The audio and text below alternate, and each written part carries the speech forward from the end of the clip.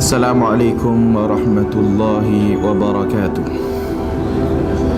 Innal hamdalillah nahmaduhu wa nasta'inuhu wa nastahdihi wa nastaghfiruh wa na'udzu billahi min shururi anfusina wa min sayyiati a'malina. Man yahdihillahu fala mudilla lahu wa man yudlil fala hadiya lahu. Ashhadu an la ilaha illallah wahdahu la syarika lahu wa ashhadu anna Muhammadan abduhu wa rasuluh. Ya ayyuhalladzina amanu taqullaha haqqa tuqatih wa la tamutunna illa wa antum muslimun. Ya ayyuhan nasu taqu rabbakumul ladzi khalaqakum min nafsin wahidah wa khalaqa minha zawjaha wa batha minhuma rijalan katsira wa nisaa wattaqullaha الذي تساءلون به والأرحام إن الله كان عليكم رقيبا أما بعد فإن أصدق الحديث كتاب الله وخير الهدي هدي محمد صلى الله عليه وآله وسلم وشر الأمور محدثاتها وكل محدثة بدعة وكل بدعة ضلالة وكل ضلالة في النار أو كما قال صلى الله عليه وآله وسلم. Alhamdulillah, bertemu lagi kita pada hari ini dan insya-Allah jika diizinkan oleh Allah Subhanahu wa taala, kita akan pengajiannya ialah seperti yang diminta, ialah mustalahul hadis ataupun dipanggil ulumul hadis, iaitu ilmu-ilmu yang berkaitan tentang hadis ataupun mustalahul hadis, mustalah, istilah-istilah dalam ilmu hadis. Kenapa tajuk itu dipilih dan kenapa ianya penting? Subjek ataupun kita sebut tajuk ulumul hadis ni ataupun mustalahul hadis diajar di sekolah-sekolah atau tingkatan 4 dan tingkatan 5 pun ada. Di universiti iaitu terutamanya yang mengambil bidang pengajian Islam. Jadi dia akan ada satu subjek, satu mata pelajaran namanya ulumul hadis. Hadis dah biasa kita dengar, sebab seorang Muslim dalam kehidupan dia selalulah dia dengar Al-Quran hadis, Al-Quran hadis ataupun Al-Quran sunnah, Al-Quran sunnah. Jadi benda tu tak dapat nak lari daripada yang orang ataupun yang dinamakan Muslim, orang Islam. Sebab agama kita ni Allah turunkan Al-Quran dan disampaikan oleh Nabi kita Muhammad sallallahu alaihi wasallam. Jadi bila dah Allah turunkan Al-Quran, Nabi ambil Quran, Nabi sampaikan kepada umat. Apabila dalam proses Nabi sampaikan kepada umat, jadi Nabi tafsirkan Quran, Nabi tolong terjemahkan ataupun Nabi ialah terjemahkan dalam kehidupan Al-Quran tu. Sehingga kata Aisyah radhiyallahu anha, kana khuluquhul Quran. Akhlak Nabi itu Al-Quran. Kana khuluquhul Quran. Bukan maknanya akhlaknya Quran. Al-Quran apa dia nampak tu? Quran tu akhlak dia. Apa benda ya? Maksudnya pengamalan kehidupan Nabi, akhlak yang cantik, akhlak yang baik, bagaimana dia berinteraksi dengan Allah, dengan makhluk manusia, binatang, harta tumbuh-tumbuhan. Jadi semua tu akhlak tu disebut dalam Quran. Allah ajar. Dan juga innama bu'its li utammima salihal akhlak. Aku diutuskan untuk menyempurnakan akhlak. Apa maksud menyempurnakan akhlak? Sebagian para ulama sebut Arab jahiliyah ni dia ada juga akhlak yang bagus, memuliakan tetamu datang, maka dia mesti muliakan dia. Kalau dia tak muliakan tetamu dia, suatu benda yang amat memalukan bagi orang Arab. Kemudian antara sifat akhlak baik dia syaja'ah, berani, dan perang berani, bergaduh pun berani. Hak tu bagus, itu akhlak yang Islam mahu.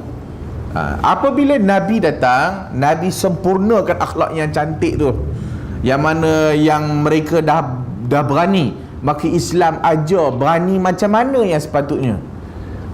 Kalau nak memuliakan tetamu, macam mana sepatutnya memuliakan tetamu. Jadi sifat yang macam-macam.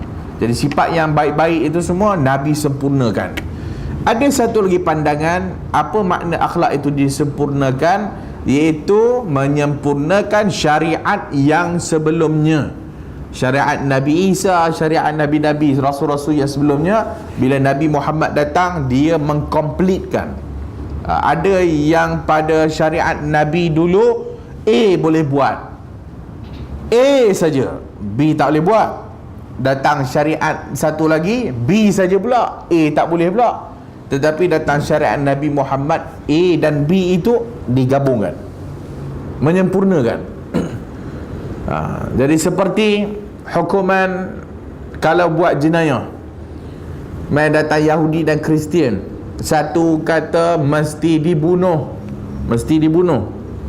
Satu pula datang syariat yang berikutnya, boleh tak, yang mana ni minta maaf saja, mesti memaafkan. Tapi bila datang syariat Muhammad, ada peruntukan. Siapa buat jenayah boleh dibunuh. Dan dalam masa yang sama, kalau wali, kalau waris nak memaafkan penjenayah, boleh bayar diat, bayar denda. Dan Islam pula kata yang memaafkan itu lebih utama, menyempurnakan akhlak. Itu syariat. Jadi akhlak ni itu Quran. Jadi bila Nabi datang membawa Al-Quran, maka Nabi menafsirkan Al-Quran. Jadi itu namanya kita dengar hadis Nabi SAW. Zaman Nabi, Nabi tak bagi tulis melainkan Al-Quran saja. La taktubu anni ghairal Quran. Kata Nabi, jangan kamu tulis daripadaku melainkan Al-Quran saja. Al-Quran je boleh tulis, hadis tak boleh tulis. Apa yang Nabi cakap jangan tulis. Tetapi larangan hadis itu bukan secara mutlaknya. Nabi tak bagi open macam tu saja. Siapa-siapa nak tulis hadis boleh, nak tulis Quran boleh. Sebab Nabi bimbang, takut Al-Quran bercampur aduk dengan hadis. Bila itu perkataan Nabi, Nabi tak mau. Tetapi individu sahabat yang alim, ataupun individu sahabat yang tertentu yang boleh pandai menulis dan sebagainya, kutabil wahyi dan sebagainya, mereka tak dilarang untuk menulis hadis. Sebab mereka ni tahu membezakan mana Quran, mana hadis. Jadi itu bermulanya para sahabat menulis hadis. Tetapi pada waktu itu banyaknya Quran saja. Quran boleh tulis. Bahkan sahabat menyimpan lembaran-lembaran Al-Quran kat rumah dia. Ada pun hadis tak boleh tulis, melainkan 2-3 sahabat ataupun beberapa orang sahabat saja yang menulisnya. Kemudian lepas dah Nabi wafat, Nabi dah wafat, dan sebelum Nabi wafat, Nabi banyak peringatannya kepada para sahabat, berpeganglah kepada Al-Quran dan Sunnah, berpeganglah kepada kitab dan Sunnah. Punya banyak hadis Nabi mengingatkan para sahabat. Seperti man ya'ish minkum ba'di, siapa yang hidup setelah daripada aku, fa sayara ikhtilafan katsira, mereka akan melihat perselisihan yang banyak. Maka kata Nabi, fa alaikum bi sunnati, hendaklah kamu berpegang kepada sunnahku, wa sunnatil khulafa'ir rasyidin al mahdiyyin min ba'di, dan sunnah khulafa' rasyidin, khalifah-khalifah Nabi, pengganti-pengganti Rasulullah yang diberikan rasyidin, yang diberikan petunjuk mahdiyin, yang diberi petunjuk. Ikut sunnah Nabi, pegang sunnahku dan sunnah khulafa. Supaya apa? Supaya menjaga agama, ataupun supaya agama itu terjaga setelah kewafatan Nabi. Setelah kewafatan Nabi. Ni kita nak masuk poin kenapa penting ilmu hadis. Jadi Nabi beri peringatan, takut agama Islam ni hancur. Jadi Nabi bagi peringatan dah. Dan banyak hadis-hadis yang lain. Bahkan Al-Quran sendiri banyak ayatnya ati'ullaha wa ati'ur rasul, taatlah kamu kepada Allah dan taatlah kamu kepada Rasul. Dalam hadis yang lain, khudu banyaklah ayat-ayat yang menyuruh kita tamasuk ataupun berpegang kepada sunnah Rasulullah sallallahu alaihi wasallam. Apa saja yang diperintahkan oleh Nabi, fakhudhu, ambil. Wa ma nahakum anhu fantahu. Apa yang dilarang jangan buat. Itu Al-Quran. Jadi ayat Quran menjelaskan kepada umat Islam, peganglah kepada Al-Quran dan apa yang dibawa oleh Nabi sallallahu alaihi wasallam. Apa benda yang dibawa oleh Nabi? Ialah agama yang menafsirkan Quran, yang membawa apa yang dikehendaki oleh Allah dan apa yang Allah mahu sebenarnya. Maka Nabi jelaskan. Cara Nabi jelaskan, ada perkataan, ada perbuatan, ada persetujuan Nabi. Itu cara Nabi jelaskan. Jadi percakapan Nabi, apa yang Nabi cakap, maka itu menjadi tafsiran kepada Quran ataupun menjadi syariat. Apa yang Nabi cakap, Nabi buat. Para sahabat tengok Nabi buat, tengok Nabi buat, maka dia jadi syariat. Apa benda yang berlaku pada zaman Nabi dan para sahabat, depan Nabi ataupun di atas pengetahuan Nabi, Nabi senyap. Bermakna Nabi tak ingkar, maka benda tu tak salah. Jadi semua itu perkataan, perbuatan dan takrir, dia panggil takrir, persetujuan Nabi. Ditambah, kalau nak dikatakan sunnah itu apa, ditambah lagi iaitu sifat khuluqiyah dan sifat khalqiyah. Sifat akhlak Nabi, baik, pemurah, berani, ini semua sifat akhlak Nabi. Dan sifat khalqiyah, sifat jasad Nabi, rambut Nabi macam mana, muka Nabi macam mana, badan Nabi macam mana, kaki Nabi macam mana, contoh. Jadi itu semua dirangkumkan, maka datanglah perkataan, dua perkataan, satu sunnah, kedua hadis. Hadis itu dan sunnah itu dari satu sudut sama saja, dari satu sudut agak berbeza. Sebab sunnah lebih merujuk kepada luas, umum. Adapun hadis biasanya percakapan Nabi, percakapan Nabi. Sebab tu bila dikatakan sunnah tu apa? Sunnah itu ialah benda yang disandarkan kepada Nabi, perkataan Nabi, perbuatan Nabi, persetujuan Nabi. Dan tambah lagi dua tadi, sifat khuluqiyah, sifat akhlak Nabi dan sifat jasad Nabi. Maka dia jadi sunnah. Itu namanya sunnah. Kemudian dalam hadis yang kita sebutkan tadi, alaikum bisunnati, hendaklah berpegang kepada sunnahku. Maksudnya yang tadilah, yang 5 benda tadi tu. Dan yang paling utamanya, para ulama usul fiqh, para ulama ambil 3 yang menjadi hukum: perkataan Nabi, perbuatan Nabi, persetujuan Nabi. 3 ni boleh jadi hukum. Apa yang Nabi cakap boleh keluar hukum, apa yang Nabi buat boleh jadi hukum, apa yang Nabi persetujukan boleh jadi hukum.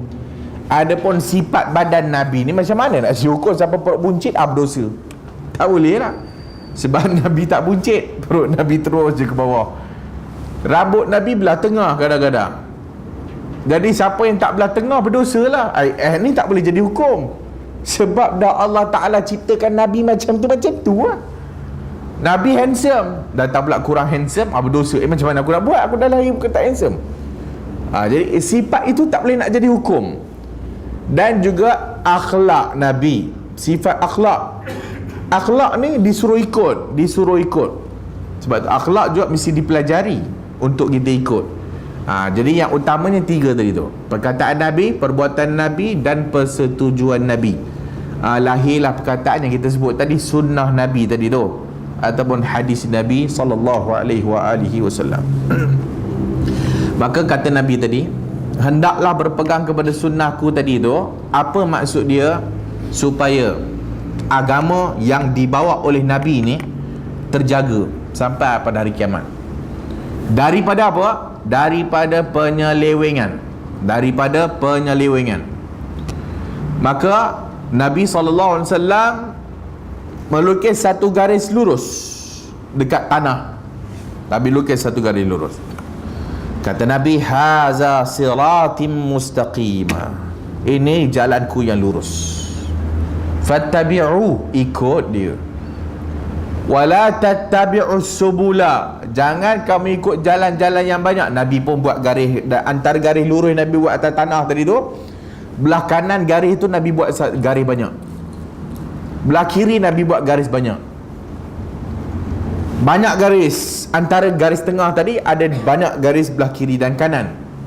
Maka Nabi baca ayat tadi, qul hazihi sirat, qul hadha siratul mustaqim, ini jalan yang lurus, fattabi'u, ikut dia. Wala tattabi'us subula, jangan kamu ikut jalan yang banyak-banyak tadi tu, fatafarraqa bikum an sabilihi, akan menyebabkan pecah belah daripada jalan yang lurus tadi tu. Peringatan Nabi sebelum Nabi wafat. Maksudnya apa? Jalan lurus ini Nabi punya jalan, dan yang dibawa oleh para sahabat Nabi, jalan tu, jalan lurus. Kiri kanan, kiri kanan, kiri kanan, kiri kanan. Orang tak mau ikut sunnah, ambil ke jalan kanan, ambil jalan kiri, ambil jalan sini, ambil jalan sini. Dan sebagai riwayat, setiap jalan-jalan itu ada syaitan yang memanggil kepadanya. Maka setan panggil, setan panggil, setan panggil. Maka daripada jalan yang lurus, ada yang tergelincir. Maka tergelincir, ambil kanan, hak ni ambil kiri. Tergelincir dari sudut apa? Dari sudut pemahaman agama yang dibawa oleh Nabi sallallahu alaihi wasallam. Kita ambil zaman moden. Zaman dulu kumpulan-kumpulannya Jabariyah, Khawarij, Mu'tazilah, Murji'ah, Jabariyah, dan sebut Qadariyah. Hak ni kumpulan-kumpulan sesat dulu-dulu ni. Zaman moden apa yang kita pernah dengar? Liberal, Islam liberal. Islam liberalnya dengan sufi tarekat karutnya yang telah difatwakan sesat oleh jabatan agama kita. Ahad ni yang duk bercelaru ni semua dah. Syiahnya lagi zaman sekarang ada lagi. Kepala-kepala yang dah tak mau ikut jalan ahli sunnah wal jamaah. Ni banyak tu. Apa sebabnya? Sebab telah pun tidak mengikut ataupun telah tidak beriltizam ataupun telah tidak memegang jalan lurus yang dibawa oleh Nabi, tapi dia mau faham agama dia macam tok guru dia faham. Pergilah jalan kanan. Hak ni pula mau faham ikut cara guru dia, ikutlah jalan kiri. Hak ni pula nak ikut pula kumpulan dia, ambil jalan yang telah terkeluar. Hak ni pula ikut kumpulan dia, habis jalan terkeluar. Maka fatafarraqa bikum an sabilihi, berpecah belahlah kamu daripada jalan. Pecah belah. Fitnah pertama dalam Islam ialah Khawarij. Pecah belah. Sebab Khawarij menghukumkan kafir kepada mereka yang tidak berhukum dengan hukum Allah pada zaman itu. Mereka memahami ayat Quran, cara mereka faham lah, bukan cara Nabi faham. Cara mereka faham. Maka berpisah. Waktu Nabi ada, sahabat semua refernya kepada Nabi. Refer kepada Nabi. Di akhir-akhir Nabi nak wafat, dah muncul dah Musailamatul Kadzdzab, Nabi pembohong, Nabi palsu, Nabi bohong. Musailamah yang pembohong, Kadzdzab. Lepas Nabi wafat, maka apa yang dihadapi oleh para sahabat? Abu Bakar, apa yang dia hadapi? Sebab orang tak mau bayar zakat, maka dia menafsirkan ikut cara dia. Zaman Nabi, sebab Nabi ada, Nabi kutiplah zakat. Sekarang Nabi dah wafat dah, tak payah bayar lah. Ikut kepada otak dia lah, ikut cara faham dia. Maka sebagainya murtad, maka Abu Bakar terpaksa memerangi orang murtad. Naik zaman Umar, dah muncul dah fitnah kita sebut tadi, macam-macam Khawarij dan sebagainya. Zaman Uthman lagi banyak, semua keluar memberontak sehingga terbunuhnya Uthman. Sebelum itu terbunuhnya Umar, kemudian terbunuhnya Uthman, terbunuhnya Ali. Berikutnya jadi hitam sejarah. kotor, dah dikotori dengan macam-macam. Hak tu pun Nabi dah bagi peringatan dah. Kata Nabi, apabila Hudzaifah ibn Yaman tanya, wahai Nabi, kami ni dulu dalam keburukan, sekarang kami dah masuk Islam, kami ada dalam kebaikan. Kata Hudzaifah, ada tak setelah kebaikan ini keburukan? Nabi kata ada. Kemudian Hudzaifah kata lagi, ada tak setelah keburukan itu kebaikan? Nabi kata, ya, ada kebaikan, tapi wa fihi dakhan, ada kebaikan tapi telah dikotori dengan daki, dakhan, dengan asap. Jadi kalau dinding yang putih tu pergi sepak dekat dinding putih tu, dah jadi hitam. Maksudnya bersih tapi ada tompok-tompok hitam dah. Maksudnya telah dikotori. Ahad ni lah semua ni yang telah menyeleweng daripada jalan Nabi ni tadi. Sebab apa? Satu saja jawapannya, sebab tidak mahu lagi mengikut petunjuk sunnah Rasulullah sallallahu alaihi wasallam dan sunnah khulafa ar-rasyidin. Itu je, senangnya nak faham. Itu je. Sampailah zaman kita hari ni, kenapa banyak orang menyeleweng? Sebab dah tak mau ikut petunjuk Nabi dan tak mau ikut petunjuk para sahabat, dah seleweng lah. Kita ni tak boleh faham Quran ni macam sahabat faham dah. Itu zaman dulu. Sekarang ni zaman moden. Jom kita tafsir sendiri. Hancur. Sebab mau tafsir sendiri Al-Quran tanpa bimbingan para salaf, itu para sahabat Nabi radhiyallahu anhum ajma'in. Dari situ datangnya kepentingan ilmu hadis. Kata para ulama sebelum ni, Ibn Sirin, Abdullah Ibn Mubarak, Ibn Sirin kata, dulu manusia tak pernah pun bertanya. Ibn Mubarak kata, dulu manusia tak pernah bertanya pun dari mana kau dapat ilmu ni. Tak pernah tanya. Maksudnya apa? Bila para sahabat sebut, orang terima. Para sahabat sebut hadis, orang terima. Sebab semuanya bersih, semuanya tak bohong atas nama Rasulullah. Tetapi falamma waqa'atil fitnah, bila terjadinya fitnah, maka para ulama sangat berhati-hati. Maka mulalah kaedah sammu lana rijalakum, tolong sebut nama perawi kau.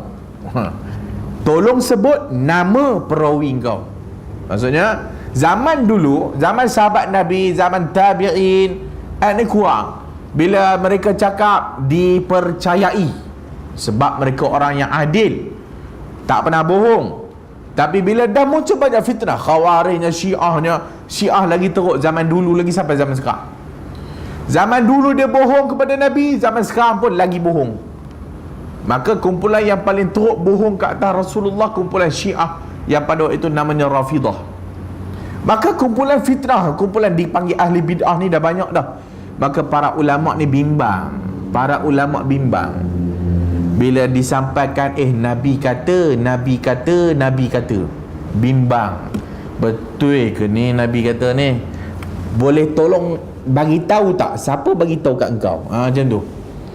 Maka yang bagi tahu kat aku ni imam sekian, imam A. Okey, imam A aku kenal, orang yang siqah, boleh percaya. Lagi imam A tu ambil daripada mana? Imam A tu ambil daripada imam satu lagi. Okey, aku kenal juga. Okey, boleh percaya. Cerita tu boleh percaya. Sebab yang sampaikan itu orang yang dipercayai. Maka kalau rawi yang dipercayai, maka riwayatnya diterima. Tiba-tiba, siapa rawi kau ni? Kau ni bawa cerita daripada Nabi ni. Boleh tahu tak siapa cerita kat engkau? Yang cerita kat aku ni Fulan bin Fulan. Astaghfirullah, Fulan bin Fulan ni tak boleh pakai, bohong. Maka tak boleh terima cerita dia. Tak boleh terima cerita dia. Dari situlah berkembang ilmu hadis. Dari situ. Sebab para ulama kita nak menjaga agama.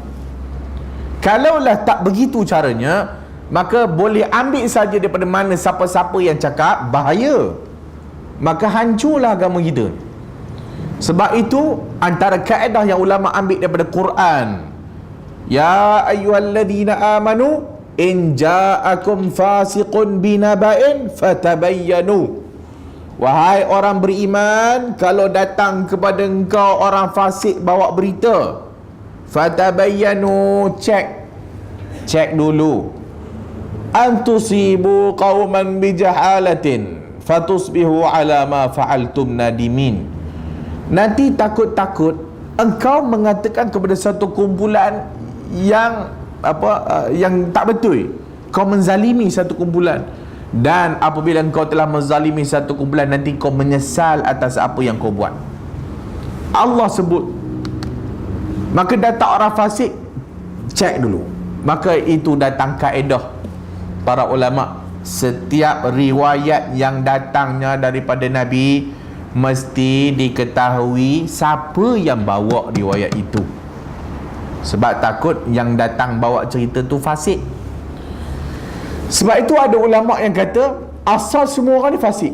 Asal disebabkan yang tadi tu, in ja'akum fasikun binaba'in.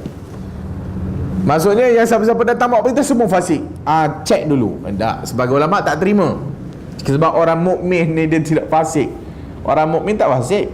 Orang fasik ni, kenapa Allah kata orang fasik? Sebab orang fasik lah suka bawa cerita. Orang fasik suka bawa cerita. Maka enja aku fasikun, aku tahu dah dia ni memang mulut banyak, duk cakap pasal orang ni, cakap pasal orang ni. Ini kena cek dulu ni, dia ni tak boleh percaya sangat. Fasik. Sebab kita tahu dah Mamat ni kalau datang kat kita macam-macam cerita dia cerita kat kita. Cerita imam ni macam ni lah, cerita imam ni Bilal macam ni lah. Semua dia cerita kat kita. Tu bahaya tu. Jadi kerja orang yang suka bawa cerita ni biasanya orang fasik. Yang tak takut Allah. Cerita tentang orang, suka sangat cerita pasal orang. Hak tu nanti jadi mengumpat. Cerita benda yang tak betul, benda yang bila orang itu dengar dia tak suka, ataupun cerita fitnah, benda yang tak betul tentang seseorang. Itu datang asal ilmu hadis tu. Dan keistimewaan agama kita ni ialah ilmu sanad. Itu keistimewaan agama kita, ilmu sanad.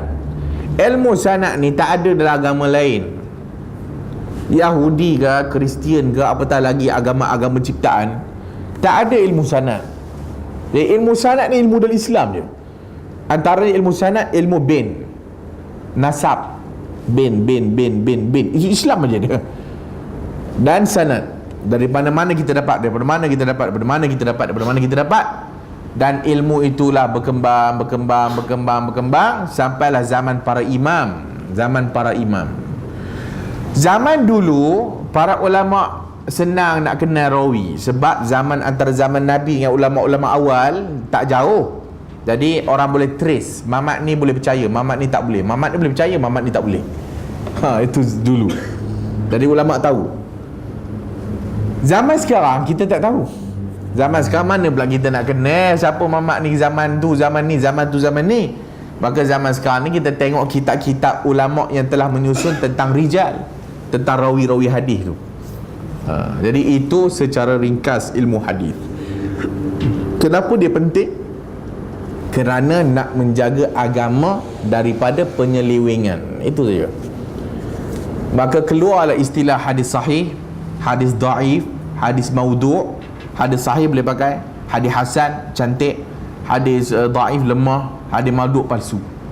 Keluarlah term tu. Zaman Nabi tak ada. Tapi zaman ulama-ulama awal pun tak ada. Tapi lepas dah kemudian para ulama buat menyusun ilmu. Antaranya yang awal Imam Syafi'i dalam kitab Ar-Risalah. Imam Syafi'i kitab Ar-Risalah tu menghimpunkan dua, usul fiqh ya, ilmu ulum hadis pun ya. Walaupun ada di sana ada pandangan lain Imam Zuhri dan sebagainya. Jadi kitab Ar-Risalah usul fiqh pertama. Kitab Risalah juga boleh jadi ulum hadis pertama. Sebab Imam Syafi'i cakap bab hadis, rawi-rawi yang mutawatir, rawi-rawi ahad, iaitu rawi-rawi dalam kita agama kita ni ada dua. Satu dikatakan mutawatir, banyak orang sebut, banyak riwayat. Ahad, 2-3 orang disebut. Maka Imam Syafi'i menjelaskan dalam kitab Ar-Risalah khabar ahad, walaupun seorang riwayat, walaupun 2 orang riwayat, walaupun 3 riwayat, kalau sahih wajib beramal, kata Imam Syafi'i. Itu awal ilmu hadis tu. Kemudian berikutnya disusun namanya ulumul hadis, mustalahul hadis. Jadi apa benda ilmu yang dibincangkan dalam mustalah ni? Pertama, tentang apa pembahagian hadis. Bukan semua hadis boleh pakai macam kita sebut tadi. Bukan semua hadis boleh pakai. Hadis yang memenuhi syarat saja boleh pakai. Yang tak memenuhi syarat tak boleh pakai.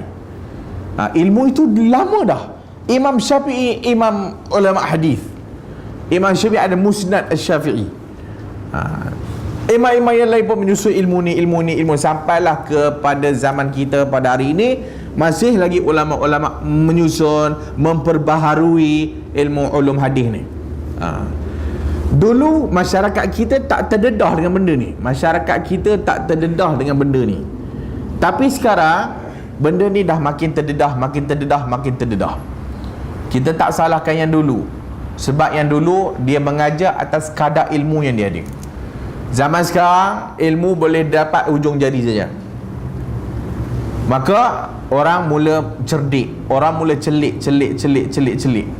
Sebab apa? Orang dah tahu ilmu hadis. Dulu orang kurang tahu, sekarang orang telah tahu. Dari bila ilmu hadis ni dia tahu bahawasanya tak semua yang disampaikan kepada kita hadis itu mesti sahih. Sebab tu mesti dicek tadi tu. Maka bila dicek, oh rupa-rupanya amalan yang kita buat salah rupanya. Ataupun amalan-amalan yang kita buat ni rupa-rupanya hadis tu lemah. Rupa-rupanya. Dulu kita tak tahu.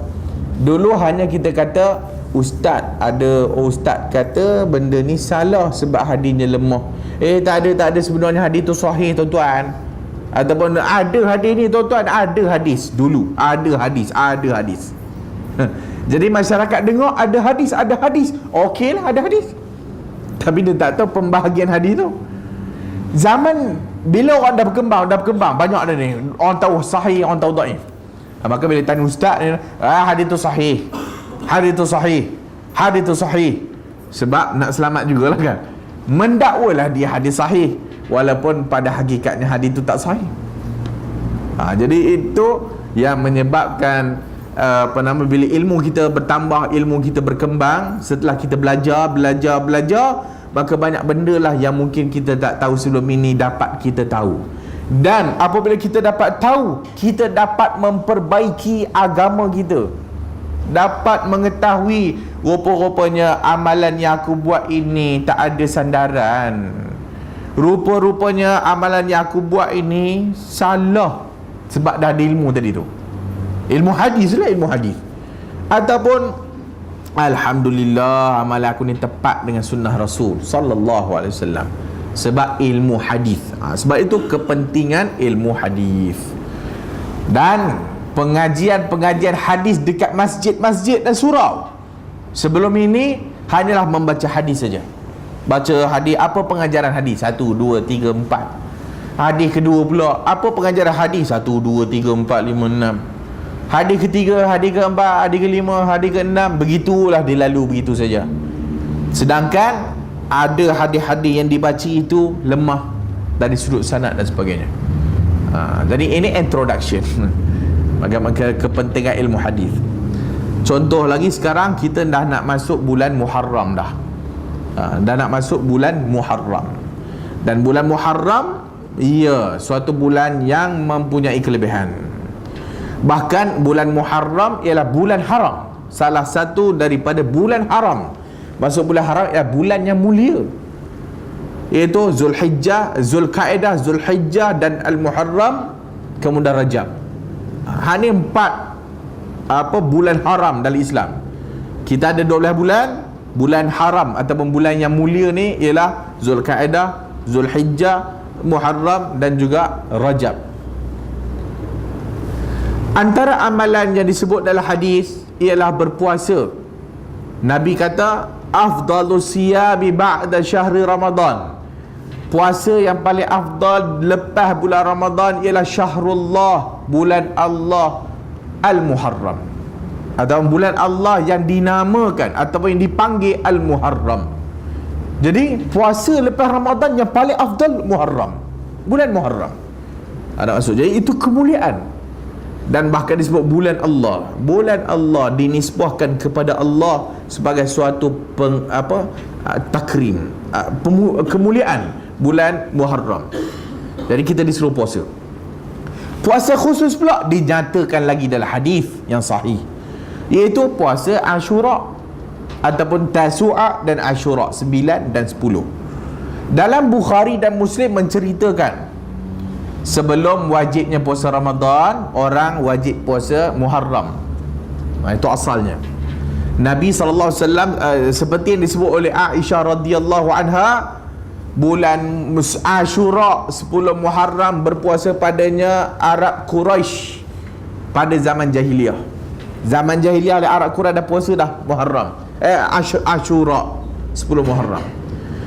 Dan Nabi juga berpuasa pada Ashura. Apabila Nabi pergi ke Madinah, Nabi berpuasa lagi Ashura, dan Nabi memerintahkan untuk berpuasa pada hari Ashura. Kemudian dalam hadis Bukhari Muslim juga menyatakan bahawasanya apabila Nabi pergi kat Madinah, diceritakan ahli kitab juga berpuasa pada bulan Muharram, pada Ashura 10 Muharram. Ditanya, Nabi tanya kepada puak-puak Yahudi, puasa apa yang kau puasa ni? Ini hari apa yang kau puasa ni? Maka puak-puak Yahudi kata, hari ini hari azim, hari yang besar. Anjallah, Allah menyelamatkan Musa daripada Fir'aun, dan hari di mana Allah menenggelamkan Fir'aun dan kaum-kaumnya. Dan Musa berpuasa pada hari itu sebagai bersyukur kepada Allah Azza wa Jalla. Maka kami berpuasa pada hari itu, kata orang-orang Yahudi, ahli kitab. Kata Nabi, nahnu ahaqqu, kami lebih berhak daripada Musa daripada kamu. Kami lebih berhak dengan Nabi Musa daripada kamu. Maka Nabi pun berpuasa Ashura. Dalam sebagai riwayat lain, Bukhari juga Muslim, bahwasanya Nabi berazam untuk pada tahun berikutnya untuk berpuasa 9 dan 10. Sebab apa? Nak bercanggah dengan ahli kitab. Tak mau sama dengan ahli kitab. Ahli kitab 10, Nabi nak 9 dan 10. Tetapi apabila Nabi pada Amil Muqbil, pada tahun yang berikutnya, Nabi tak dan nak puasa, Nabi wafat. Semua itu mana datangnya? Hadis Bukhari Muslim sahih. Mana datang? Ada amalan-amalan tertentu yang orang buat dalam Muharram. Mungkin puasa pada hari-hari tertentu. Mungkin ada orang solat tertentu. Mungkin ada orang baca doa awal tahun dan akhir tahun. Kan? Ni nak awal tahun, akhir tahun, dan nak habis Zulhijjah dah ni. Nanti hari akhir Zulhijjah, kita pada lepas asar nanti orang akan baca doa akhir tahun. Nanti lepas maghrib pula orang akan baca doa awal tahun. Kembali kepada ilmu hadis tadi tu. Ada ke amalan ni? Kan? Ada ke amalan ni? Nak cek. Sebab yang tadi Ashura tadi ada dalil. Nabi sebut, Nabi puasa. Doa awal tahun, akhir tahun. Okey, kita pun bacalah doa awal tahun, akhir tahun tu, ambil daripada Majmu' Syarif. Tak tahu lah ada kat ni, Majmu' Syarif. Buku kecil tu, Majmu' Syarif. Baca doa awal tahun. Inilah dia doa awal tahun yang dibaca padanya di akhir doa akhir tahun dibaca di akhir asar 3 kali, bla bla bla bla bla bla bla. Kemudian inilah doa awal tahun dibaca lepas maghrib 3 kali. Maka antara fadilatnya, barang siapa yang membaca doa awal tahun dan akhir tahun, maka berkatalah syaitan, mak rugilah aku pada tahun ini, ataupun sia-sialah amalanku selama setahun ini kerana dengan doa ini jua, kata dia. Itu fadilat dia. Sekarang kita bincang dari sudut hadis. Satu, zaman Nabi bulan pertama tak ada dah. Maksudnya nak penentuan awal tahun tu tak ada bulan pertama. Ada Muharram, Safar, Rabiul Awal, Rabiul Akhir, Jamadil Awal, Jamadil Akhir. Tak tahu mana satu bulan pertama, tak tahu. Zaman Umar menentukan Muharram. Ambil Muharram untuk menetapkan penentuan awal tahun. Sebab tengok puak-puak kalender matahari ada Januari. kalender matahari. Kalender bulan tak ada, bulan kita tak ada dia. Jadi sebagai pentadbiran, urusan pentadbiran, maka adanya awal tahun. Dia itu bermula dengan Muharram. Dipersetujui oleh sahabat Nabi yang lain. Maka penentuan awal Muharram itu ialah pada zaman Umar, tidak pada zaman Nabi. Mana datang doa tu? Soalan kedua ni, mana datang doa tu? Sebab Nabi tak tahu. Kemudian fadilat, mana datang fadilat? Setan cakap tu. Kalau saya boleh jumpa dengan setan, saya tanya setan, "Oi setan, ni kalau orang doa baca akhir tahun ni apa kau dapat?" Setan tu menjawab, "Okey lah, kalau boleh lah, kalau boleh." Macam ada buku, satu buku tu dia tanya setan, "Setan, benda yang tempat yang paling kau suka apa dia?" "Disko," kata dia. Setan kata disko, hadis tu katalah zaman Nabi ada disko. Zaman Nabi tak ada disko, macam mana setan tu boleh kata disko tempat dia paling suka? Nampak bau palsu tu. Dah bau palsu dah. Hak ni pula ni setan bagi tahu. Siapa baca doa kita awal tahun, dia kata alah habislah amalan aku, sia-sia je aku duk menggoda kamu setahun. Kerana nak sia-sia apa? Punya banyak dah menyeleweng dah. Punya banyak ikut setan dah. Tak sia-sia malah setan. Berjaya je aku tengok setan tu. Kan? Tak ada sia-sianya dia. Jadi dari sudut hadisnya tak ada. Itu penting ilmu hadis tu. Jadi kalau orang tanya kita amalan ni mana ni Nabi buat gedok ni, ilmu hadis tak ada. Jadi kita dapat tahu, oh amalan ni sebenarnya tak betul rupanya. Amalan ni tak ada. Maka amalan yang adanya apa? Hak tadilah puasa. Maka puasa Asyura, Tasu'a, Asyura. Dan banyak kalau puasa Muharram, Isnin, Khamis dalam bulan Muharram, puasalah 3 hari putih pertengahan setiap bulan, puasalah pada Muharram. Itu lebih afdal kata Nabi. Itu dia ilmu hadis tu. Maka orang yang ada ilmu hadis, dia tak tergamak untuk buat sesuatu yang bukan daripada Nabi. Tak tergamak. Sebab dia dah ada ilmu dah. Iaitu agama ini Allah dan Rasul. Dan Al-Quran sendiri mengarahkan kita, la tuqaddimu baina yadayillahi wa rasulihi. Jangan mendahului Allah dan Rasul. Wattaqullah, takut Allah. Kita tak mau mendahului Allah dan Rasul. Dalam bab agama ni Allah, Rasul dulu. Jangan mendahului ustaz daripada Allah dan Rasul. Walaupun ustaz kata, tuan-tuan baca ya doa awal tahun akhir tahun ini, suatu benda yang cukup banyak fadilatnya tuan-tuan. Ustaz, mana ustaz dapat? Jangan banyak cakap sebab ulama kita dah lama buat dah. Ulama mana yang banyak buat tu nak tanya. Jadi itu ilmu hadis. Bila kita ada ilmu ni, maka kita akan lebih menjaga agama kita. Maka apa saja unsur yang nampak bukan daripada agama, dengan senang kita dapat rasa macam tak sedap. Hati kita macam tak best ni, aku rasa macam ada problem lah benda ni. Tengok main kita sebut macam-macam zikir menari tu, guna alat muzik lah, gendang zikir. Main pula bergendang lah masjid, gonggang. Dia berzikir tu. Tiba-tiba main lepas dah naik share dia lompat-lompat pula. La ilaha illallah. Kita rasa dia ni berzikir ni, tapi hati kita ni ada problem. Ini aku tak boleh terima lah. Takkan macam ni Nabi ajar lah. Itulah fitrah orang yang dah Allah bagi dah. Fitrah. Tak mau kepada ni, benda ni ada problem ni, aku tak mau benda ni. Sebab tu harta dosa sebagainya, kata Nabi apa dia dosa itu, apa dia dosa? Iaitu mahaka fi qalbih. Benda yang rasa ragu-ragu dalam hati, dan kita tak mau orang nampak benda tu. Itu dosa. Maka benda-benda yang bukan daripada agama, biasanya hati kita akan ada keraguan dekat itu. Maka bila ada keraguan kat situ, agama kita mengajar buang benda tu, tinggalkan benda yang meragukan, ambillah benda yang pasti daripada Nabi sallallahu alaihi wasallam. Pada hari akhirat nanti kita berhadapan dengan Allah Ta'ala.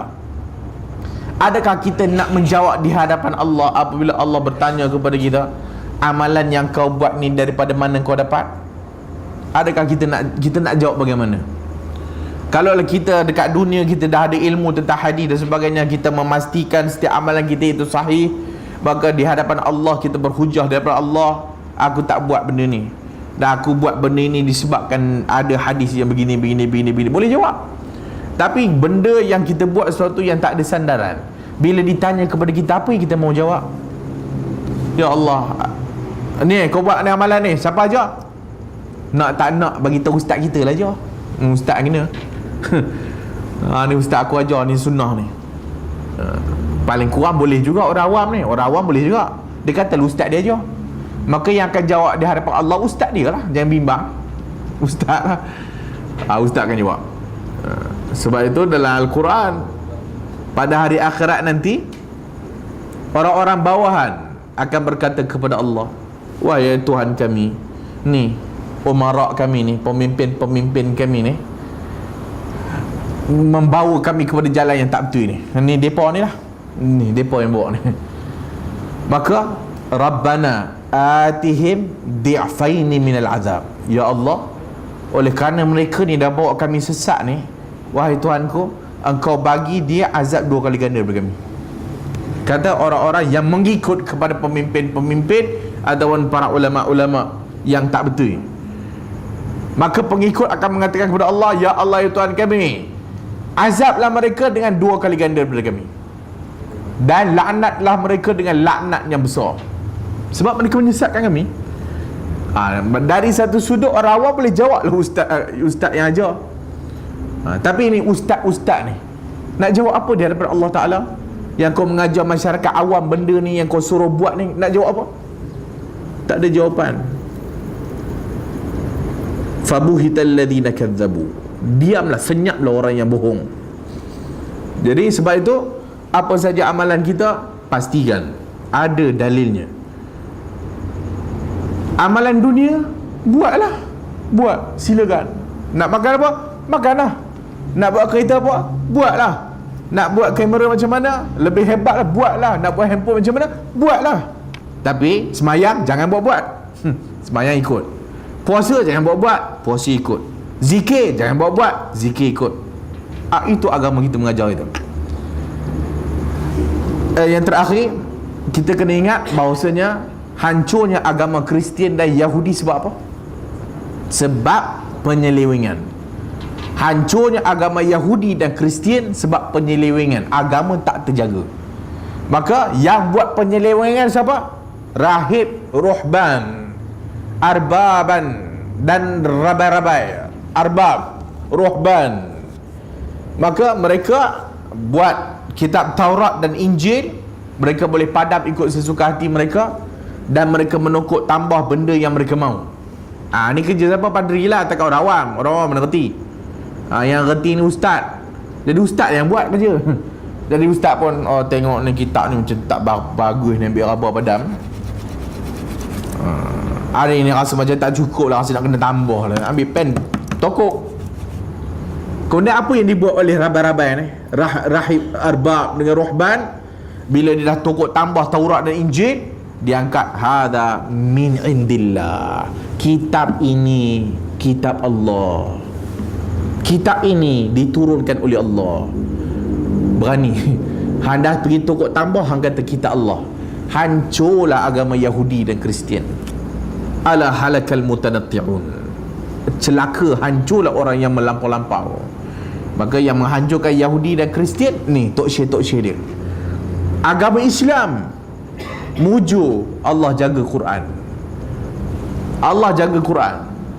Inna nahnu nazzalna dzikra wa inna lahu lahafizun. Kami turunkan Al-Quran dan kami akan menjaganya. Maka Al-Quran dipelihara oleh Allah Azza wa Jalla. Apa saja usaha nak menokok tambah Quran, ulama kita boleh tahu. Dan ulama kita bagi peringatan, ini bukan Quran, ini surah yang direka-reka oleh musuh Islam. Dalam ayat ini mana ada perkataan ini? Perkataan ini ditambah oleh musuh Islam. Para ulama kita tahu. Sebab Allah telah pun menjaganya. Dari satu sudut, apabila Allah menjaga Al-Quran, automatik Allah jaga hadis Nabi sallallahu alaihi wasallam. Sebab Al-Quran menyuruh kita mengikut Nabi. Maka automatik bila Allah jaga Quran, Allah menjaga hadis Nabi. Dengan apa Allah jaga? Dengan Allah melahirkan para alim ulama hadis yang menjaga hadis, yang menentukan hadis sahih, hadis daif, hadis palsu, hadis ni boleh pakai, hadis ni tak boleh pakai. Ulama kita yang buat. Sebab Allah telah pun berjanji untuk menjaga Al-Quran, dan automatik Allah menjaga hadis Nabi sallallahu alaihi wasallam. Sebab itu sampai hari kiamat akan ada ulama-ulama hadis yang menjelaskan kepada kita hadis ni tak boleh pakai, hadis ni boleh pakai, hadis ni tak boleh pakai, hadis ni boleh pakai. Sebab itu penting ilmu hadis. Jangan seperti sebahagian ustaz, tak payahlah ngaji ilmu hadis ni, mengarut je. Ulama-ulama kita dah selesai lama dah. Dah selesai lama dah, nak ngaji apa lagi hadis ni? Hampa ni duk hadis ni sahih, hadis ni dhaif, all macam pandai sangat. Memanglah kami pandai mengaji. Yang tak pandai tu sebab tak mengaji. Sebab tu kena mengaji ilmu hadis. Dari peringkat universiti dalam-dalam mungkin, tapi dari peringkat awam kita akan sentuh secara umum, supaya kita boleh paling kurang lepas habis pengajian mustalah hadis ni, kita mahu orang-orang yang mempelajarinya boleh hanya mendengar saja dekat telinga ni, dia akan berkata dalam hati dia, aku rasa ni bukan hadis ni. Tu je kita nak tu. Aku rasa ni bukan hadis. Sebab dia dah mengaji. Dia tahu macam mana nak kena hadis dhaif, macam mana mau kena hadis palsu.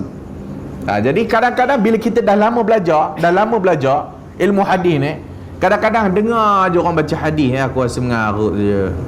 Bulan Muharram ni orang sebar hadis. Siapa yang menyebarkan akan datangnya bulan Muharram akan selamat daripada api neraka. Hadis ni tahun lepas lagi dia sebar. Tahun ni nampak lagi ada lagi.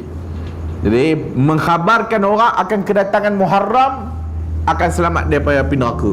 Kita dengar kat telinga ni pun rasa ngarut je. Dah boleh tahu dah mengarut. Hak itu tara ngaji sikit-sikit, kita bukan alim sangat pun.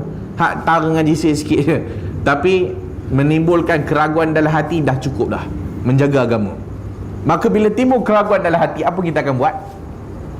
Ustaz, ada tak hadis sekian dan sekian dan sekian? Itu dia. Ustaz, saya dengar ada orang kata hadis ni sekian, boleh saya tahu tak hadis ni sahih ke dhaif? Nampak? Siapa yang ada sampai ke peringkat itu, dah cukup. Itu yang kita mau. Itu je. Itu saja yang kita mau. Iaitu merasa penting hadis. Siapa-siapa saja datang bawa hadis, nampak macam pelik, nanti dulu kena tanya dulu. Sebab yang terakhir, berapa kali terakhir dah, last. Nabi kata, man kazaba alayya muta'ammidan falyatabawwa maq'adahu minan nar. Hadis mutawatir. Barang siapa yang berbohong atas namaku dengan sengaja, siap tempat duduk dalam neraka. Hadis mutawatir. Berpuluh-puluh sahabat meriwayatkannya. Sebagai para ulama sebut 30 sahabat, 40, 50 sahabat yang meriwayatkan hadis tu. Man kadzaba alayya muta'ammidan falyatabawwa maq'adahu minan nar. Siapa bohong atas namaku dengan sengaja, siap tempat duduk dalam neraka. Kata Nabi lain, inna kadhibu alayya laysa kakadhibin ala ahad. Kamu bohong atas namaku bukan macam bohong kat kawan-kawan. Satu, kita nak beritahu, bohong kat kawan-kawan ni berdosa tak? Dosa tak? Kita kata kat kawan ni kita bohong dengan dia, kita berdosa. Kata Nabi, bohong atas nama aku bukan macam kau bohong dengan kawan. Maksudnya kalau bohong dengan kawan pun dah berdosa, bohong atas nama Rasulullah neraka jawabnya. Maka siapa yang bohong atas nama aku dengan sengaja, maka siaplah tempat duduknya dalam neraka. Itulah kepentingan ilmu hadis yang wajib dipelajari. Paling kurang sathi, paling kurang secara umum pun dah cukup dah. Yang penting mudah-mudahan Allah Ta'ala memelihara kita daripada ilmu yang tak betul. Wallahu a'lamu bis-shawab. Ya. Bulan Muharram tu bulan Allah. Secara umumnya semua bulan Allah lah. Allah Ta'ala ada 12 bulan. Fisana, dalam satu tahun ada 12 bulan. Itu bulan Allah semuanya. Tetapi ada satu kita dengar Rajab kan. Rajab syahrullah wa Ramadan syahri. Bukan. Sya'ban. Sya'ban bulanku dan Ramadan bulan umatku. Hadis tu dhaif lah. Hadis tu tak sahih. Yang kedua, hadis Muharram. Kata Nabi tadi, puasa yang afdal setelah Ramadan ialah bulan Allah yang disebut sebagai Al-Muharram. Maka Nabi yang sebut itu bulan Allah. Maka kalau kita nak sebut dari satu sudut, sebenarnya Muharram itu bulan Allah, bukan Rajab. Rajab tu dhaif. Jadi Muharram secara umumnya semua bulan Allah. Tetapi kenapa Nabi sebut Syahrullah sebagai suatu kemuliaan kepada Muharram? Sebagai suatu kemuliaan kepada Muharram. Apa saja yang disandarkan kepada Allah, maka dia sebagai nak menunjukkan kemuliaan. Baitullah, rumah Allah, kemuliaan. Dan semua yang disandarkan kepada Allah, maka itu lambang kemuliaan. Wallahu a'lam. Ada soalan lain? InsyaAllah nanti kita akan tengok buku yang sesuai. Simple saja. Kita akan cari buku yang paling simple tentang ilmu mustalah hadis ataupun ulumul hadis ni. Dan insyaAllah kita akan pergi satu persatu, apa dia hadis sahih, pembahagian hadis dan sebagainya. InsyaAllah jika diizinkan oleh Allah Subhanahu wa ta'ala, mudah-mudahan Allah Ta'ala ampunkan dosa kita dan menambahkan ilmu kita, itu ilmu yang bermanfaat. Wallahu a'lamu bis-shawab. Subhanakallahumma wa bihamdika asyhadu an la ilaha illa anta astaghfiruka wa atubu ilaik.